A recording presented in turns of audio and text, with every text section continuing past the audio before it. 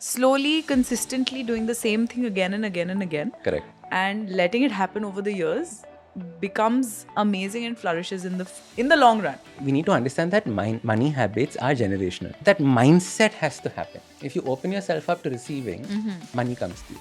I don't know why sex and money are two things that people don't want to talk about. Know your worth, double it, and include taxes. Businesses that solve a problem for the most amount of people Correct. tend to do well. Manifestation is not wishful thinking. Okay. Manifestation is clarity. If you don't know what you're looking for, you can't find it. What is the consistent action that you're doing towards manifesting this?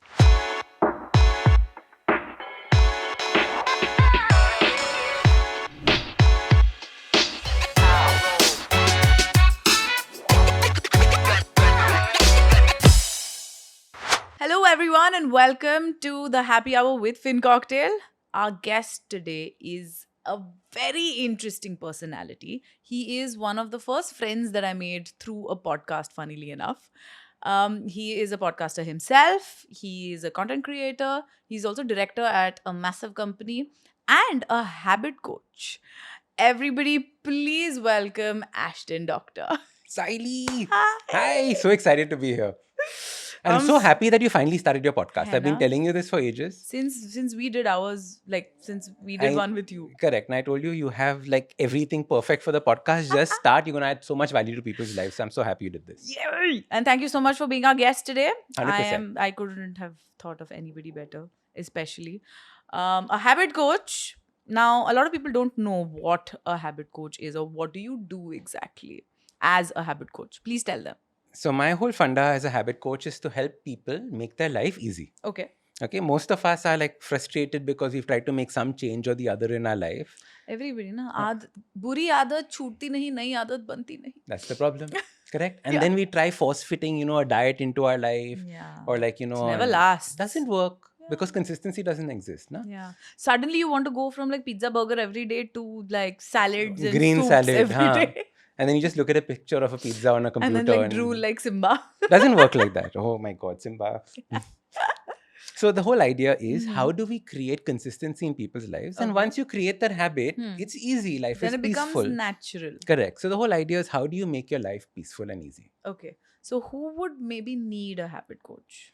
So anyone who's tried to make changes and have frustrated and be like, bus, now I don't know what else to do. I'm giving up on my whole trying to change. I don't have motivation. I just don't have discipline. So everybody. Everybody can use a habit coach. Well positioned. I mean, that's your target audience is quite large. So that's great, right? And you have written what? 3 books now? 3 books. 3 books on it. Why books? I know that you have a great flair of writing. I love your books. But why did you choose books as a medium in this digital age? So as soon as I published my first book, a friend came up to me and said, why do you make a book? Nobody reads these days. And I was like, hey, yo, khalas. Could nobody tell me when I started writing this thing? And so the idea of the book was very simple. How do you condense all the information that you have in a way that people can access it anytime? Got it. Right? In a set structured procedure. way. Correct. In a structured way. People listen to my podcast, they get an idea, they implement it. Fantastic. But if you want to make a change that I've not covered in a podcast, what do you do? Yeah. So you use the first book, which is called Change Your Habits, Change Your Life. Then the publisher said, listen, I loved your book. Will you write for children? Oh. So then the second book was for children. Yeah. And 8 habits for children. And it's so funny. I was doing a workshop for these kids. And I was telling them I'm a habit coach. And as soon as I used the word habit, all the children's faces shrunk. Because bad habits. And mummy bolte hai, habit banao, mujhe nahi banana hai. Exactly like we talk about it. And I was like, oh God, positioning tension. Clearly. So that's where this whole funda of I make your life easy came. So I told the kids, you want me to make your life easy? Yes. Smart. So that's the whole idea, right? We have such a negative outlook towards habits. Correct. But any action and thought that we repeat is a habit. In fact, when we have a discussion on, say, money, we will be talking about actions. Normally, people ask about actions. Where should I invest? It's an action. How much should I invest? Action. But the thoughts behind the action, nobody talks about. This habitual ideas around money, nobody talks about. I think that is a fantastic conversation for us to definitely have. I agree. And it's... So you touched upon this. You made what? some 1200, 1300 podcasts 1,300, 400, something like that. We stopped counting after a while. Oh my God. Yeah, I mean, anybody would. You are essentially the OG podcaster. So it was really funny. So I asked my team that, so usually we do this little exercise just because they also should get to know the guests better. Even though you're my friend and I know everything about you, but still. So I asked them, it's like, do some research on all the guests. And when your name came up, they were like, Sayali, he has so many podcasts. What are we supposed to exactly listen to? And how many do we get through? Yeah, I've been doing this for a while. Yeah. And through the lockdown, we had nothing to do. So I was doing 5 podcasts a week. Bindas. Let's go for it. Let's just go for it. Let's add value to people's lives as much as we can. Interesting. Very interesting. And in one of those podcasts, I believe you said that habits are essentially micro learnings, or like in terms of consistency. Slowly, you keep repeating the same action, and then it compounds over time. Correct. Now that brings me to finance. Compounding. And not just that, right? Even the entire process of micro learning or micro investing, or slowly, consistently doing the same thing again and again and again. Correct. And letting it happen over the years becomes amazing and flourishes in the long run. Yeah. So yeah, basic principles of finance. And the best part of this is, with habits, people say that, I want to create some dhamal because we need to make something worthy of us, right? Yeah. I need to wake up and run 10 kilometers today. But you've never run. Siddha, directly. You've not taken your dog for a walk also, and you want to run 10 kilometers. It's true, because people want immediate results, which doesn't happen. And they also want compounding overnight. I want to lose 10 kgs in 10 days. Correct. And I want to make 10 crores in 10 days. Again. Cut off one leg, you'll get 10 kilo, lose 10 kilos. Oh my God, this is turned morbid very soon. But that's what we do with our bank accounts also, no? We take a loan, which is what technically... Yeah, cutting off a leg. Yeah. So... selling off a kidney maybe. Selling off a kidney, exactly. So yes, as a habit coach, you must have come across so many financial habits of maybe your clients, or in general, observation. What have you seen in general in terms of financial habits that people have, and the things that are most common nowadays that you've seen? Lovely. Let's first talk about things that are the most evident in our society. Yes. The first one is that we need to understand that money habits are generational. Okay. That means that you've learned your money mindset from your parents. And that is why, either wealth runs in a family, or poverty runs in a family, or middle class, the way whatever we think of ourselves runs in a family. There is a whole thing like, I'm so middle class. I'm so middle class. No matter you have one Mercedes downstairs, you still be middle class in your mind, right? You still have those plastic dabbas to keep the other plastic bags in your house and all that. But the idea is that we learn these money habits from our parents. And it comes from simple things like parents saying, oh, money doesn't grow on trees. Right? Yeah. And you start picking up all these little things. Only once you work hard will you earn money. So then now we associate hard work with and money. Right? Not smart work with money. Not smart work, or using money to grow your own money, right? Yeah. The idea you have to do grunt work to get money. Correct. That you have to be working 24 hours a day, only then will you be able to do this. Those are the mindsets that we come in with. And those are the mindsets that either trap us in the situation that we are in or not. Or liberate us. My favorite thing to do when anybody comes and tells me, Ashdin, I'm not earning enough, I'm not getting enough money, I'm so poor, etc., etc., and keep saying I'm so poor. The thing that I do is I put my hand in my pocket, and I take out my wad of cash. He has come with props, guys. This is legit. On this spot, and I give a 500 rupee note. Thank you very much. I will keep that. Right? Thanks, how many people do not take it? Oh, really? I took it, Baba. You took it and you keep it. I will keep it.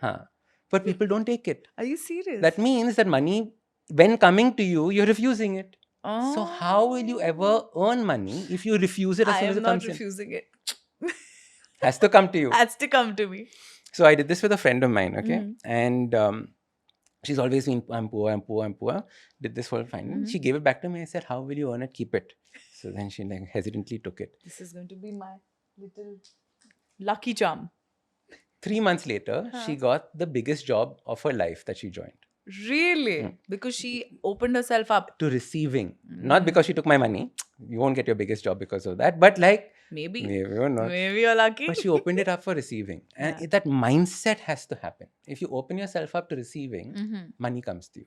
Interesting. So you can test this with somebody. Oh, I'm so poor. So give them something. See if they keep it. See if they keep it. It's yours, right? I'm giving it to you. Yeah, 100%. And this is so weird, right? Because I'm now thinking, so many of my friends would be like, no, how can I take your money? I will pay you back. I will do this for you. What this can I do in return? Like this very different like school of thought of this is yours and not mine. Even if I'm willingly giving it to you. Yeah. So the whole idea is, how do we have a different approach to money? Okay. What is money? We see it as bank account, right? I asked, so like I work with owners of companies, like we were having the discussion before, right? Like we were talking about billionaires. Many billionaires are my friends and clients of mine. And one of my favorite questions to ask them is like, what does money mean to you?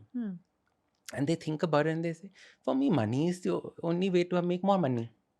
Smart. Right? Their mindset is different. It's not money is a new aeroplane. Money is freedom. Money is nothing. Travel or none of that. Money is not spending that money. Money is making more money. It's about making more money. If you can get that mindset in place, that what you have in your pocket is your effort condensed into paper. Nice. That's what money is. You did some effort, you got this piece of paper. Yeah. Now, what are you going to put this effort into? That's what it is. If you buy a bag, that's what your effort has gone into. It's gone. Yeah, it's gone. If you make that money work for you, more effort starts coming and gets created that way. So you have to start looking at this paper very, very differently. And then you start looking at opportunities around you everywhere. So this mindset that we are kind of born into generationally. Now, there is another similar book which talks about the same thing, which is the psychology of money, right?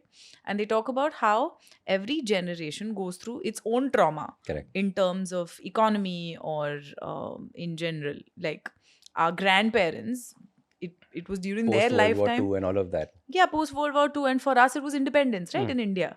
Then we had our IT bubble burst. Yes, then the IT bubble burst. Then when we were as 90s kids, we saw the economy opening its doors to the world. Correct. So grandparents, much more cautious because they went through a lot of trauma in that sense. They were like, we don't know what's going to happen. Parents, a little bit more risk-taking, but still cautious because the IT bubble burst. They still were new to the internet. They don't know what's going on. And we are very hopeful. We're like, chalo, let's take on the world. Bitcoin. Like, wherever I can put money in to try and make as much money as possible, I'll look at. Sab kuch. So how do we get out of this sort of, whenever we go through, we are in that particular generation. How do we sort of, break out of that and embrace the mindset that you're talking about? Because it is difficult. It is difficult to look at money the way you're talking about it. It takes effort to look at a different perspective. Yes. The first thing that you can do is start reading and listening to a lot of philosophy. Okay. Right? Many philosophers talk about wealth. Yeah. Right? Like, for example, the Stoic philosophers, they all speak about wealth. Wealth has been a part of all aspects of even our religions. Correct? So we have to understand wealth in this point of view. Hi there. We have a little guest that has appeared in our podcast. He's my biggest wealth. Gold. Yes. Golden retriever. Gold. The love money can't buy. So the whole idea is you start looking at money in this way. Yes. Then you start thinking about what is the use of this money in your life. What are you using it for? Right? Like you said, if it's only for travel and stuff like that, then you have different, sections for that money. If you want to create wealth, you think about money very, very differently. Right? You look at how the Rothschilds... The Rockefellers, what they did with their money and how they created... How they structured a wealth waterfall in this. Nobody would have thought of it. With insurance. Yeah, imagine. It's insane how they do it. So you have to figure out what it is that you want from this money, and then it comes to you. just for the people who are listening, if they don't know what this entire waterfall is. Go for it. Okay, so essentially the Rockefellers in America, in I don't know what year it was, but they essentially set term insurance and loan sort of waterfall where they would live on a loan, but as they pass away, their term insurance would take care of their loans in the past. So and add back to it, because they're obviously the insurance amount was much more than the loans that they would take out.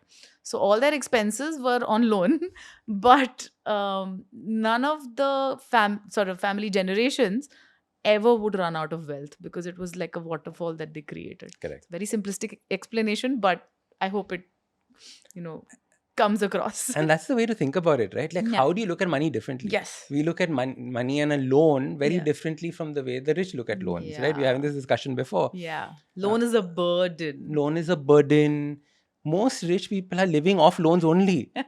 And this just came out, right? Robert Kiyosaki, the writer of Rich Dad, Poor Dad, he has some $1.2 billion worth of debt. And he should, because that's his technique in the book. Exactly. In the book, he's written, always take it out on loans, because then you... Exactly. And I love how social media made a big deal out of it. Look how poor he is. Exactly. Like, but I mean, that's exactly your mindset, which is wrong, because he is rich. Yeah, exactly.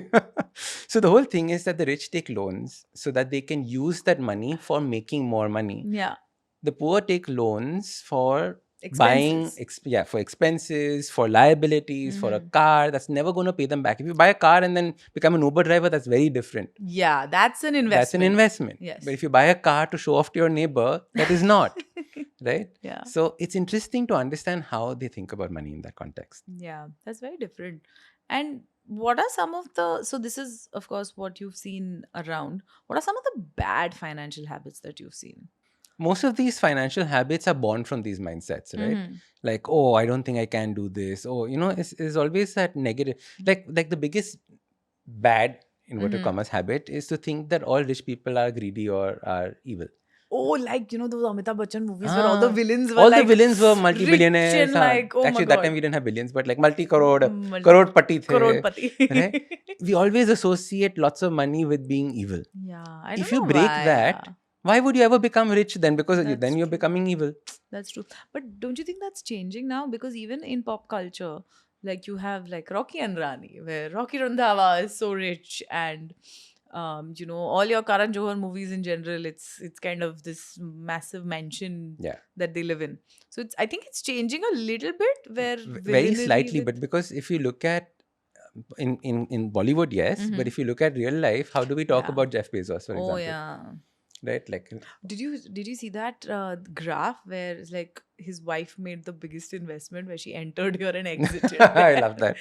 Actually, the graph that I like better is when you saw a dip in his savings. In his portfolio. Portfolio, yeah. When he got his divorce and how fast he bounced back up. Did you see that graph? Yeah. That is the real graph. That is true. So understanding money in that context. If somebody took out like half your wealth and you earned it back within 6 months. Aur kya chahiye? Like, that is the way to think about it. I know. So yes, these bad habits are quite sort of extensively, I guess, rooted in our conversations in families, etc. It's always, if a girl even asks about, so we did this little reel about 5 things or 3 things you should ask your partner before you get married to them, and one of them was like, how much do you make and where do you invest? There were thousands of women who DM'd us or wrote it down in the comments that I'm in an arranged marriage, or I want to get into an arranged marriage, but I can't ask this question, because then I would be considered a gold digger or money hungry or money minded. So you can't even bring this topic up, because money is a taboo. Yeah, a taboo to talk about. You can't talk about it. How do you even change this? By talking about it. We did the podcast exactly on this topic, and I've had multiple coaches, wealth coaches and stuff like this on the podcast. I was interviewing Ken Honda, who's the most prolific writer in Japan. He's only written books on money. And I was asking the same question. Like in India, nobody talks about the dining table. He said nobody in Japan also talks about on the dining table. But you have to have the conversation. Yeah. You have to normalize money. Yeah. The same friend who I gave that 500 rupees to, when she said I got a new job, my first question to her, how much are they paying you? Yes. And you should have seen the terror on her face before she told me. How can you ask me that question? How much do you make? Right? Yeah. That's the truth. Yeah. How can you ask me this? Yeah. And then once it's out, then you're like, okay, now we can have a conversation. Yeah. I don't know why sex and money are two things that people don't want to talk about. And those are the two basic needs of a human being. 6 inches in the pocket. No? That was a joke in school that we had. Yeah. It's crazy. And this also, again, I guess, goes back to the mindset of people. How it's a taboo and you can't talk about it because I don't know why talking about it is going to take your money away or what. No, people ka nazar lagega. Nazar lagega. So that's why you always, like also like with sex, how many partners have you been with? You divide by half. No. So in the same way, how much money you're making, you divide by half and tell. So then no nazar will come to you. Why? Because only half the nazar lagega. Then maybe they're earning more than me. So then they'll be fine. Nazar on them. They will not be jealous of me. They will not be jealous of me. So people should not be jealous of me. Correct. I would want people to be jealous of me. Yeah. So like now you have to take pictures of you with your LV bag in a PJ. PJ as in private jet, not like not pajamas. PJs. Not PJs in a PJ. PJs in a PJ. So my goal was that I want to be rich enough to fly in a PJ and not take a selfie. Nice. Right? So like you set your goals like this. That's a great goal. I will steal that goal from you. Right? Because then you're not doing it for the money. Yeah. Earlier my goal was to be rich enough to, travel business class all the time and not take a selfie. Reach that goal. Now next. This entire thing about traveling business class as well, right? Like, why do you want to travel business class and when? Like, what are you going to use that money for? I think like understanding value is very, very important. Okay. We don't necessarily attribute value to our money in the right way. So there was this funny person on Instagram that I was following that said that I never fly business class, either economy or when I get my private jet. Oh, business class is in between. We don't do in between things. Correct? But that's the thing, right? Like for me, it is 3 tickets that I could have bought. So I don't fly business unless it's with my parents. Fair. Like I can afford it. Aram se. But I see it as like I could take 3 other trips. So for me, the value is not. Value is associated differently. Is associated very differently. So you see the value for it. And just because somebody else is doing it doesn't mean that you need to start doing it as well. For us, it is as a family, it is if the flight is more than 6 hours, then. Because then I want to sleep and I want to sleep on a flat bed. 6 hours is different. But like flying to Dubai business class, from Bombay. That way. Makes no sense. Makes more sense. Coming back to mindset. Yes, talking about it will hopefully change it eventually. But what do you think the mindset of Gen Z will be like now in terms of money? Do you think that it's getting better? Or do you think it's still, It's a very strange dynamic that's happening in Gen Z. A large part of Gen Z's, personal values is about fairness and creating fairness. Okay. Right? So there's a lot of talk around equality. At the same time, there are so many influencers in the Gen Z world that are talking about making money like overnight. Like, oh, you saw what this YouTuber did. He earned this much money with this one. You're doing this. Automate the entire process. So what's happening is that the messaging coming to Gen Z is the exact opposite of the messaging we got from our parents, which was hard work gives you money. Yeah. Out here to Gen Z, it is not hard work gives you money. Money comes fatafat. Money comes fatafat. No idea how that is going to impact everything. Plus fairness. So how, and that's also kind of not. So that's a khichdi, no? It's not working together. It's not working together. Which is why you're seeing a lot of confusion right now, even in first jobbers. They've got a job, but they don't want to work as hard. Yeah. But they want to have the same amount of money as the person who's earning 4 times. Working 4 times harder or whatever. So it's a very interesting dynamic that's there.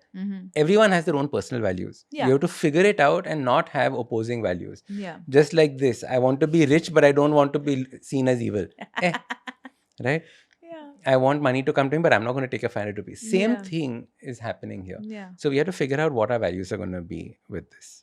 Interesting. But one of the biggest things that I see people, like you asking me as a mistake that people make, right? Yeah. And many people don't have a goal. Okay. I want to make lots of money. Is not you a were goal. talking about this a little earlier as well. Correct. I want to make lots of money is not a goal. Is not a goal. Correct. How much is lots of money? Yeah. And one of my favorite discussion topics is around Lakshmi Ma. Okay, Ma Lakshmi. Yes. Right. Whenever we are doing Aarti, we say, "Oh, mere ghar aao Lakshmi Ma." Yeah. Right. Whenever we associate Lakshmi Ma, we associate money. With money, yes. Oh, matlab sham ko Lakshmi aati hai, so you don't make payments in the evening. There's lots of things around it. And obviously Diwali ke time pe you correct. do You do the pujas, you have the Lakshmi. bhajans playing, Yes. all of this. But what is Lakshmi and where did the word Lakshmi come from? Okay. Lakshmi came from the word Lakshya, which means goal. The bringer of your goals is Lakshmi Ma. Lakshmi Ma. If you don't have a goal, what will she bring you? She will not come. Aao Lakshmi Ma. Okay, I've come now. I don't know. Okay, bye. Okay. The point is that you start looking at how or what Lakshmi Ma means. Yeah. Like Lakshya, as in where is the direction? Where is it? And that's why there are so many avatars of Lakshmi Ma. No, there's Dhanlakshmi, which is money. Yes. Right? There's Griha Lakshmi, which means I want children, I want all these aspects of the house. So you see that there are different goals that have been associated with Lakshmi Ma. Yeah. And then you start saying, okay, I don't have a goal. How will I get this? Yeah. So get a goal for yourself. Wow. Interesting. Nobody has put that spin on it yet, at least in our conversations. But you're absolutely right. It's like, oh, I want to make lots of money. Lots is what? 5,000, 10,000, 15,000, 20, 1 lakh, 1 crore? Nothing. Yeah. There's no end to it. And how do you want to make that money? What do you want in life exactly? Is very, very different for everyone. And that's what we love talking about, because your goal and my goal is very different in life. How you want to make money, how I want to make money is also very different. So the way we reach maybe the same place will be different. Correct. So yeah, get clarity on your goals. That's step number 1 always in financial management. And get clarity on your goals. Yes. Another thing is around salaries. This is something I love. Okay, what? Okay, people work for salaries, right? How do you earn more as a salaried professional? Yeah. Right? When people come and say, you know what, they're not paying me enough. The question I ask them, but are you adding enough value back to the company? Interesting. Right? That means that somewhere you've stagnated, which is why they've stagnated your pay. They think that you are worth this much. So when was the last time you learned something new that was valuable to this company? When was the last time you upskilled yourself? When was the last time you went to your boss and said, what is something that's troubling you that I can fix for you? Yeah. Right? That initiative of yours is lacking. Because yes, I mean, you are given a job, you do that, you take home a paycheck, you continue in that rut, and then you get stuck in that rut. And yes, you are worth an X amount. You want to make more, you have to be more. Be more. Right? You increase your own value so that you get paid the same amount. This actually, funnily enough, brings me back to a little anecdote. When I just started working at Citi as an investment banker, I was like, whoop, whoop. So I was so happy when they told me that, you will make whatever. They told me that you'll make 14, 15 lakh rupees plus bonus. And I was like, wow, at 25, I'm making so much money. This is insane. And it was about 7 years ago. And I was like, chalo, this is amazing. And this is after MBA and everything. So I was like, cool, now set. We'll work here for life and become a banker. That clearly didn't happen. But at the same time, I was hired with 2 other people, 1 boy and 1 other girl. So I don't know why they thought I was worth it. So they gave me this salary. The boy also got this same salary. And the girl did not. The girl got something like 10, 11 lakh rupees.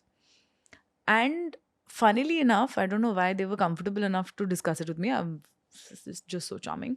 But I realized that it is because the boy asked for it. Yes. And the girl did not. Correct. I was like, I also didn't ask for it. I was lucky that way. But then I realized if I would have asked, I would have gotten more.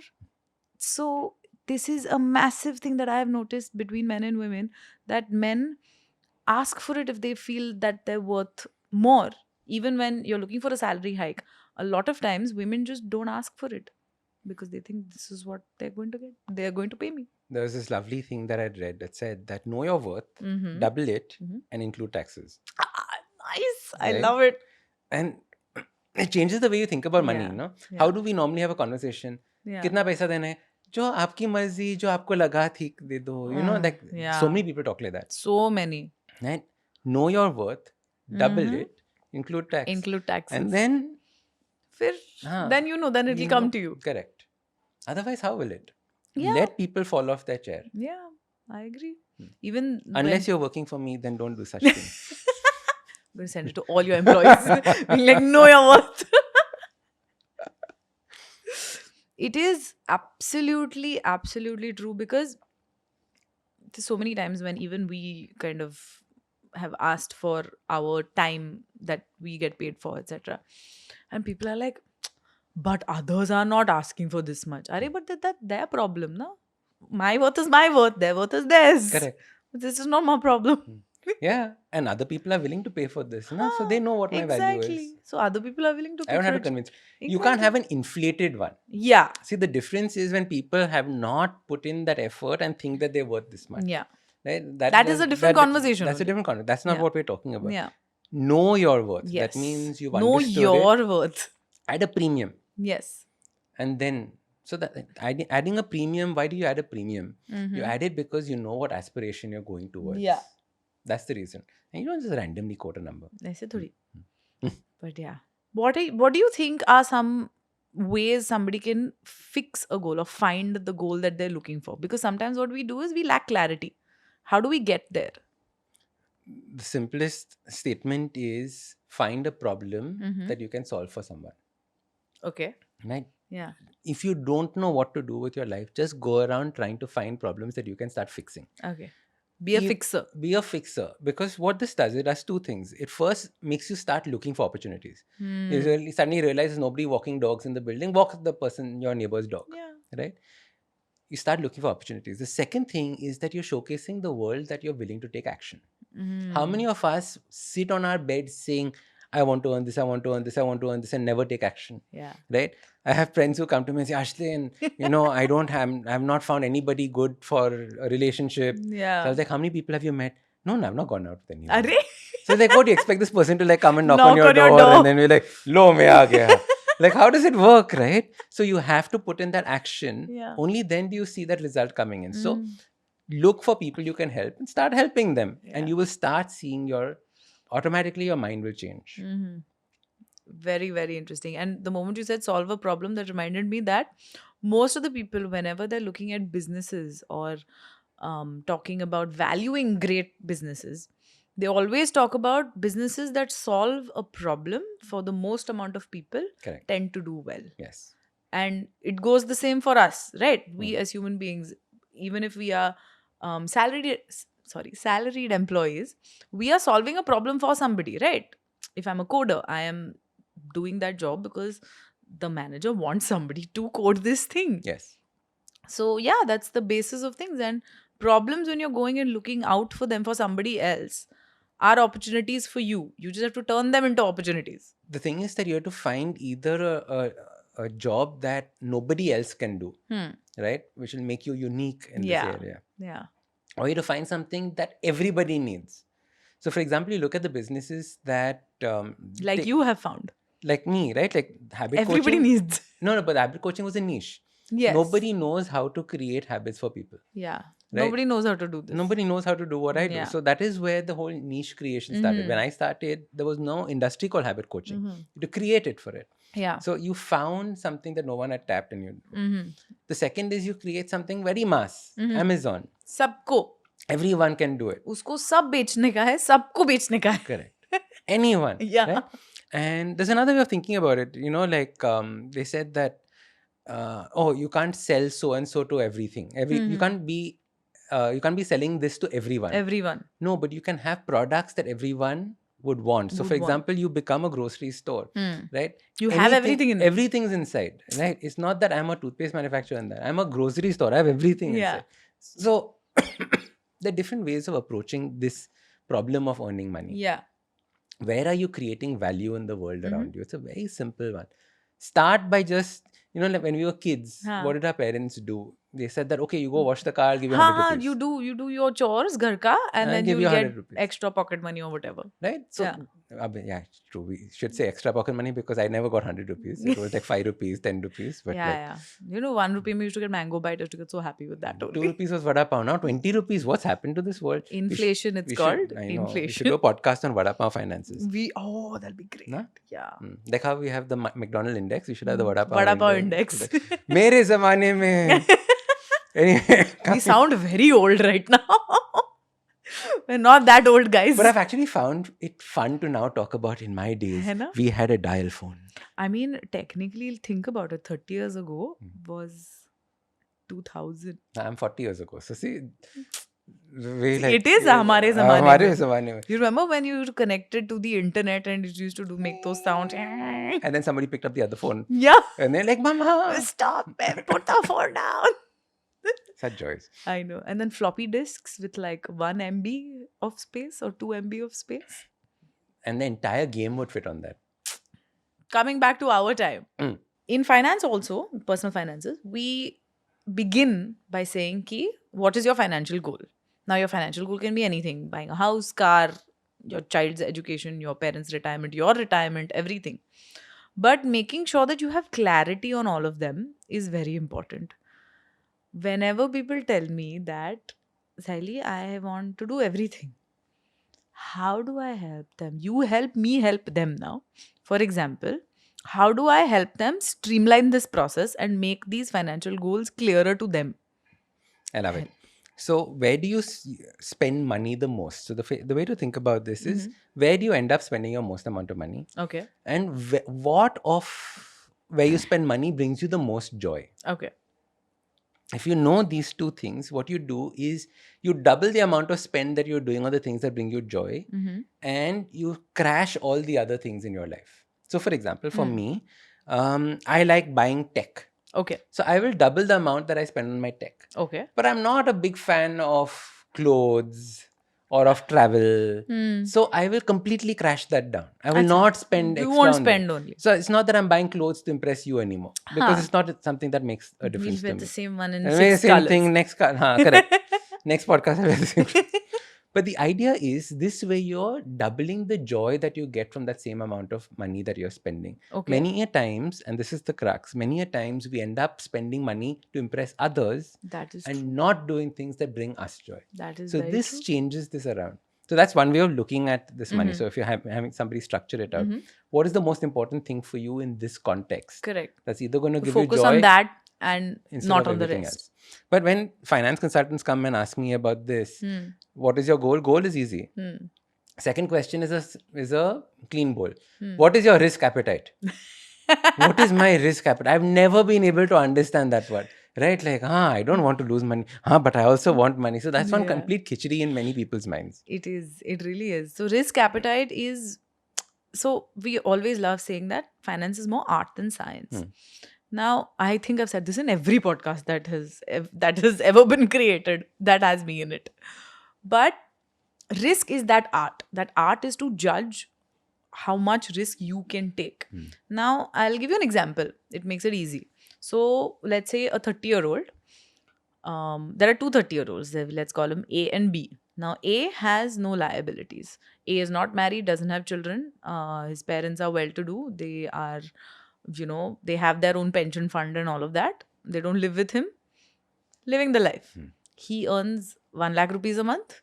B also earns 1 lakh rupees a month, but has a child on the way, has a wife, has dependent parents. They all live together. Wife doesn't earn. Risk appetite of A is much larger than B. Very simple, because how much will you actually lose? You're not just losing for yourself. You're losing for the entire family. So it's more on a sort of... So how does that guy earn money? Because he can't take a risk. He can't increase dramatically. And in any case, his expenses will be far more than the person His expenses will be far more. Right? But so then how does he ever get out of that cycle? Because that is where 90% of everyone's stuck in, right? That is true. But what happens is you have to, as a family, figure out what works for you, right, at that time. First things first, you have to sort your health insurances out. Because your dependent parents, your spouse, your child on the way. So as soon as you do that, you lower your risk. Yes. The largest part of risk in our lives are two things: your health insurance and your term insurance. The biggest risk is what happens to you if you are the single earner. The entire family is at risk, right? That's the biggest risk. So that is term insurance. And health insurance is what if something happens to anybody in the family. Correct. And nowadays, if you look at health costs, like in general, healthcare costs are going through the roof. So you have to have that insurance sorted out. So that dramatically reduces your risk. And then, like you said, you have to upskill. You have to make sure that you are giving your 100% at work. Maybe do a side hustle, increase your income. Figure out if your spouse is willing to or wants to add to the income. There are so many homemakers now who are earning so well. Yes. Because they're doing a little thing at home. Yeah, just little thing at home keeps them busy. They're also happy to contribute to the family income, and then they can only uplift their own lifestyle. Yeah. It's for everybody. It's not just for them. I knew a lady who started a side hustle at home making achars. Yeah. And the business became so successful that the husband stopped his work to help her out. It was amazing. But that's the point, right? Like you don't know where you can pivot into when you have stuff like this. Exactly. So you reduce your risk by having insurance. You increase your income by involving the family, upskilling yourself. And then finally, you have to make a call, because in money now, when you have an X amount, it is that X amount only. You have to cut your expenses down only if you want to increase your investments. Correct. There are only two ways to do it: increase income or reduce expenses. Increasing income, we're trying, it will happen over time. You have to reduce your expenses, because otherwise, where will it come from? So the moment you reduce your expenses a little bit and you add that money and you, like you said, make it work for you, change your mindset about money, make sure that it's invested in the right places. Yes, even though you may not be able to take a lot of risk, 50% of your portfolio can be in safe assets like fixed deposits or PPF, etc. That money will be safe. So you're still not taking as much risk on. 50% can be in equities, where it will grow and you can invest it for a certain amount of time. So there is always a way to manage risk. It's just how you look at it and how you can gauge it. You have to gauge it well. Correct. You can't be like, oh, I forgot about my parents who are going to retire next year. I didn't see that. Yeah. Oh, we have to get education also for the children. Yeah. Like, oh, bacha to ho gaya. What about school fees? Are?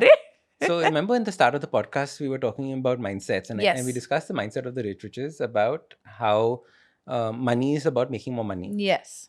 When I asked this to friends of mine who are in debt, it's very interesting. For them, money is equal to buying things. Right?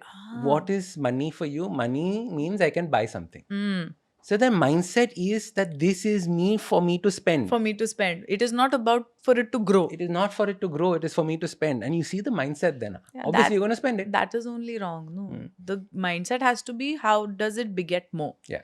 You know about the financial thermostat theory? No, what is it? So this was in one of the books that I was reading. I've forgotten which book. They said that you have a financial thermostat. You know what thermostat is? You set your temperature for 22 degrees and the AC will maintain 22 degrees. So all of us have this in our mind. If mere bank account mein 5 lakh hona chahiye.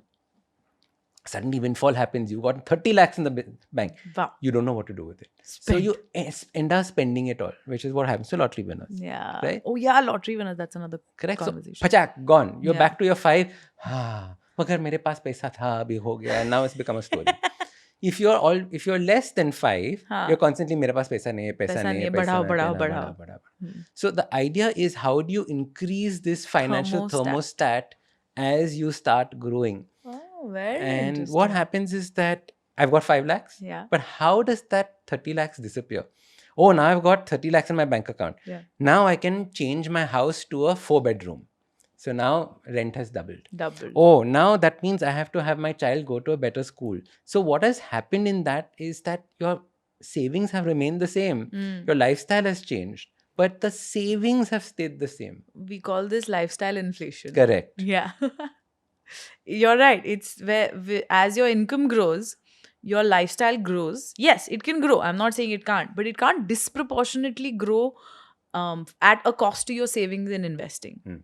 If it is growing at, let's say, if from 5 lakhs you reach 30 lakhs, from 1 bedroom you don't want to reach a 5 bedroom. Correct. Move to a 2 bedroom. And you look back at like all the rich people that we look at, right? Jeff Bezos, we look at Warren Buffett, we look at all of them, and I look at the cars they were driving for the longest time. Yeah, like One a was driving a Volvo. Camry, one was Yeah. correct. They Like all basic, like a Ford. Chill. Innova in Bombay. Innova in Bombay. Pehla generation Innova, not even this. So you see that what is the money being used for? Because the car is a medium to get to work for them. The car is not a medium to show off to your friends what car you have. And the funny thing is, they would have bought a fancy car and said, maja nahi aaya. I'm going back to my own. They'll be like, average nahi de rahi hai. Correct. And they would have bought it on loan. Yeah. So there is obviously this whole lottery conversation, you know, where Kaun Banega Crorepati ka first guy, and he ended up bankrupt or something like that. And apparently there is a statistic in the United States where most lottery winners end up bankrupt in a year or two. Correct. Again, mindset. Paisa aaya, kharcha karo.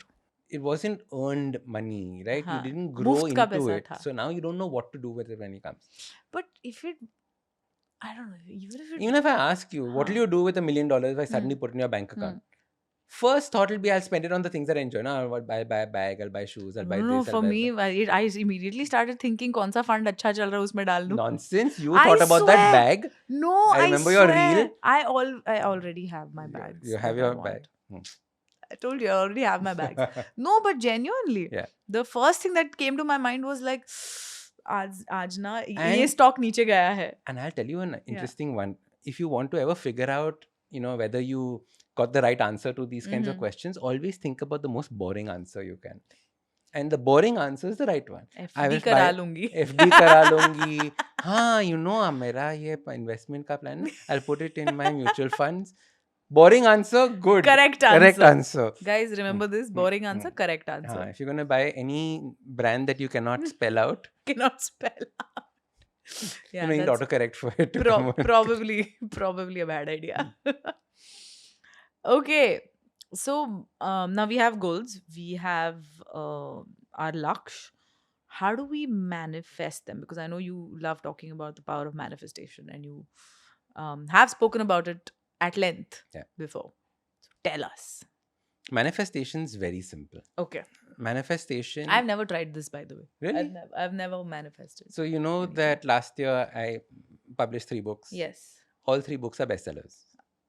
Right? Fancy best-selling author in the house. 3-time bestseller. 3-time bestseller.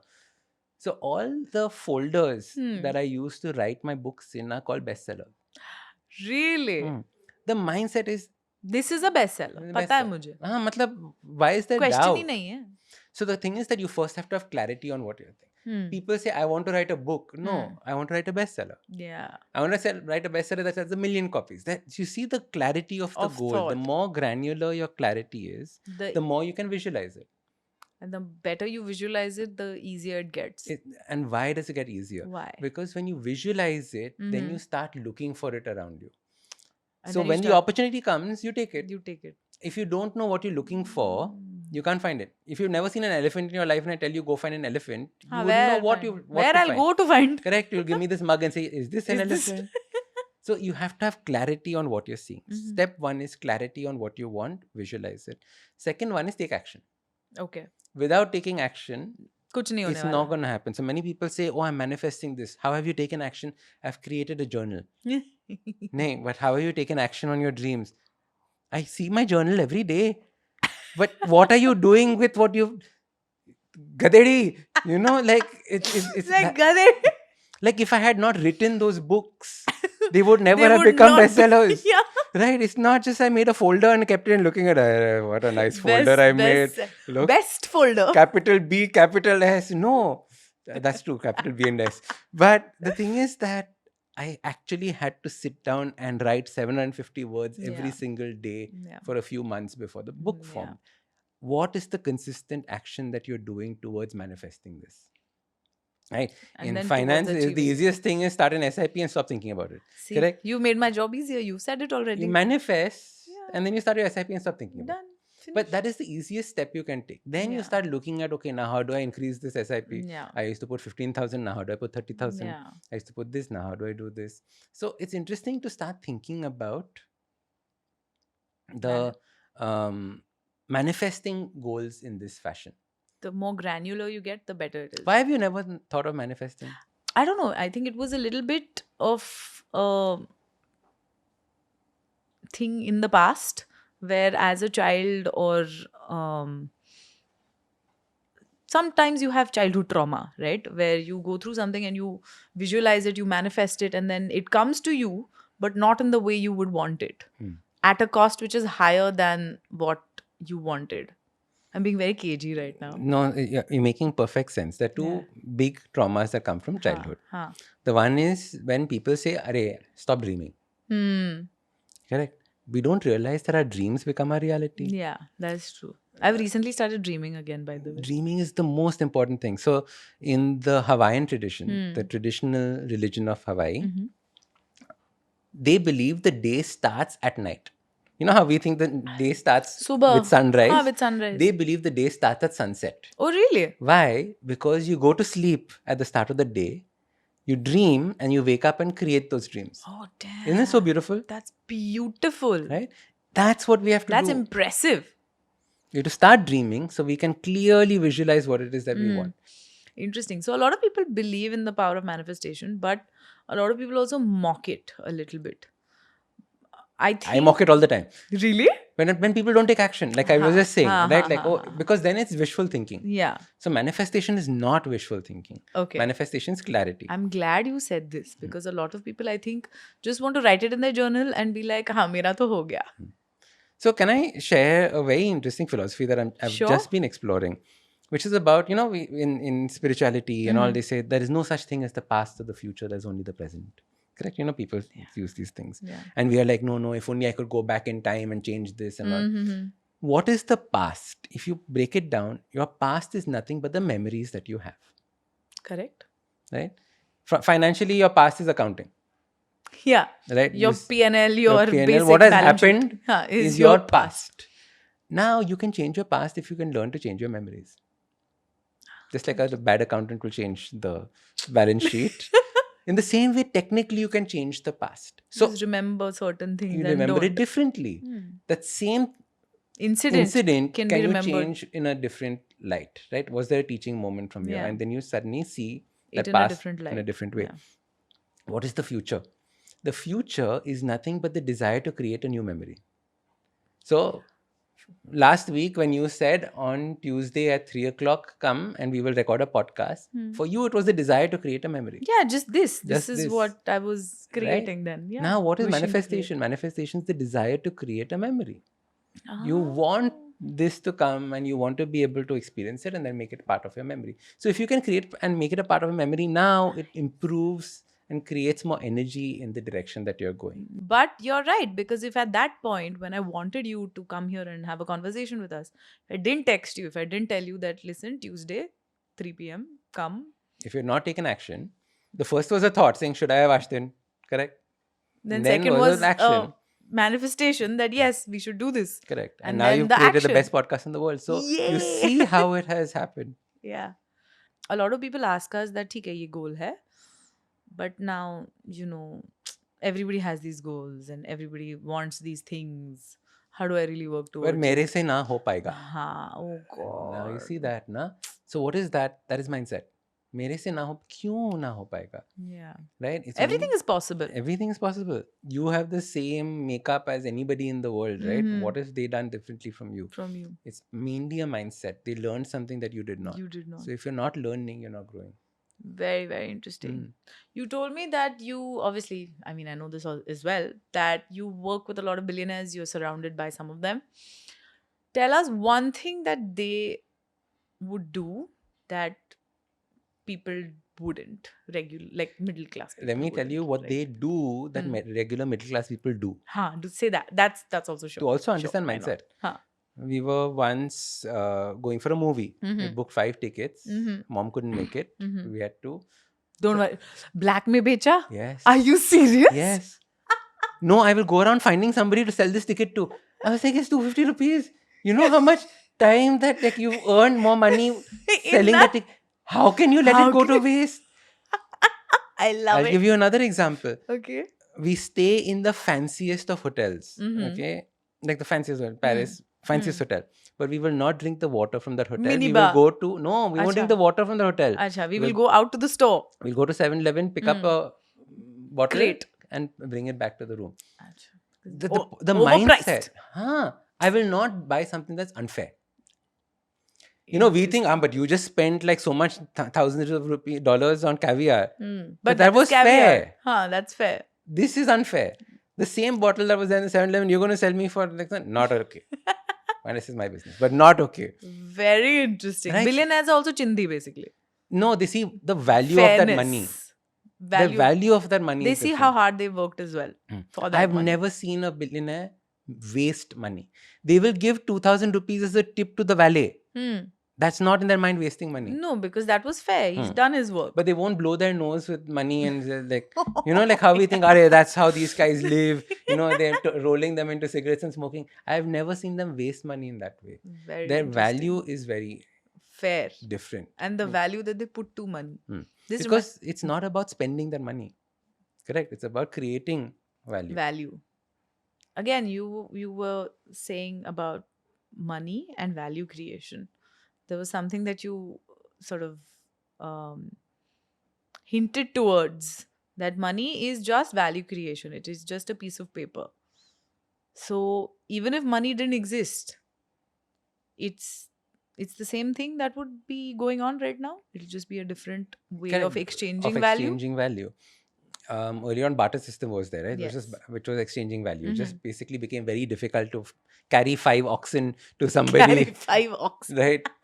So that's why you can carry 1,000 eggs in return. Correct. Can you imagine that? But it's very interesting when you look at the Sumerian tablets, right? Where the first records of transactions exist. And it's exactly this, right? Yeah. 4 moons from now, 34 oxen shall be given for 5 grains of rice taken today. It's actually written like that. It's amazing because that's how life works. That is credit. That's your first credit card. First credit card. Credit tablet, huh? Okay, so now this is a question that we ask everybody who comes on this podcast. How do you manage your money? What do you do with it? Very simple. As soon as any money comes into my personal account, 10% goes straight into an investment and I never see it for the rest of my life. Acha. So there's an investment that happens automatically. See it and forget it. Not even see it. Make it and forget it. Make it and forget it. Because that, I'm not even calling it a rainy day fund. That is wealth generation, right? Like you never... वो बढ़ता रहेगा. That is not there in front of you to see or spend or touch. Because I've noticed this, that people who got money, invested it and kept it without obsessing over it. See, the problem is we obsess over our money. As soon as we see a little fluctuation somewhere, we'll, what do I do about this? Should I sell? Should I do this? Shant. Gadadhari Bhim, Shant. Correct. Always do what everybody else is not doing. Love it. Being Shant is the thing that nobody is doing. Nobody is doing. My favorite story was I was at Yosemite National Park in America. Beautiful. We cut out, the tour guide says, and to the right is photo point. So everybody went and stood there trying to take pictures of what was there on the right. Went on the left and took a nice photo alone. Exactly. And it was better than the other one in my opinion. Right? So always look in the other direction what people are doing, because that's probably where the opportunities lie. Love it. I absolutely love it. So when we did the podcast with you early on, etc., there were a couple of DMs that came in and they asked us, they're like, could you please ask him this question? What are 3 quintessential habits for success? And I'm like, he's going to say there are none. You have to define success first. First habit is defining success. Yes, I got that right. What is success to you? Yes. Right? Success to my driver when I was in school was marrying off his 4 children. That was his definition of success. Big success for him. Right? Yeah. So you have to figure out what is your definition of success. Yeah. Then manifest it. So what you have to do is have clarity of what are the steps you're going to use to get there. To reach there. And the second thing is that what are the actions you can take today to go there and crash it as fast as possible. This is the new one that I've started doing, which is amazing. What I was planning for a year, you want to do it in 100 days. Nice. Right? So I did this with my second book. I was like, they said that how long will you take to write a book? And I was like, I don't know, 3 months. And they were like, please take a year, 2 years. Normally people take that long to write a book. Like, no, 3 months. 3 months. Track. So the book was written in 100 days. So the my best-selling book. Best-selling book. For children, that too. I had to learn how to write for children first. Yeah, that would have been So I had to first learn. See, he invest upskilled. in myself. Upskilled. Correct. Upskill and then take it forward. So the first 30 days were upskilling. Next 30 and a little bit more was writing. And then the last was research to make sure it was nice. But that's how I did the 100-day thing. So if you want to be successful, start taking action and crunch the timeline. You don't want to be successful when you're 75. Can you be successful with the same goal sooner? At 40. Let's say. Okay, just to wrap up, we want the audience to remember 5 things from this podcast. First things first, change your mindset about money. Have a great relationship with money. Change your mindset towards it. Then have clarity. Make sure that you have clarity about your goals. What do you want in life? Then manifest those goals. Go on a very granular level. Think about it in as much detail as you can. Then, of course, put action towards this manifestation and these goals, because essentially put your money where your mouth is. And last but not least, crunch the timeline. Do it as fast as possible, because why would you want to not be successful sooner? Defining success in your own ways, that's all up to you. Correct. Right, we overestimate, what we can do in the long term, and we underestimate what we can do in the short term. Exactly. Right? Like, we can actually do quite a lot in a lot. That is true. But don't ask to double your money in the short term, okay? Thank you so much for coming, and thank you so much for having this chat with us. It was absolutely fantastic. My pleasure. I'm so happy you're doing this. This is a fantastic start to your podcasting journey. I'm so happy. I can't wait to share it with everybody. Yay! I'm excited too. And you got to tell the audiences to like, share, and subscribe, because that's what you do. Oh, fantastic. So please do share, subscribe, listen to the podcast everywhere. Tell all your friends about it. Anyone who tells you, I don't know what to do with my money, I know what you do. Go listen to this podcast. And leave us a comment. Tell us who else you would like us to invite on this beautiful little chair. Thank you so much. Bye.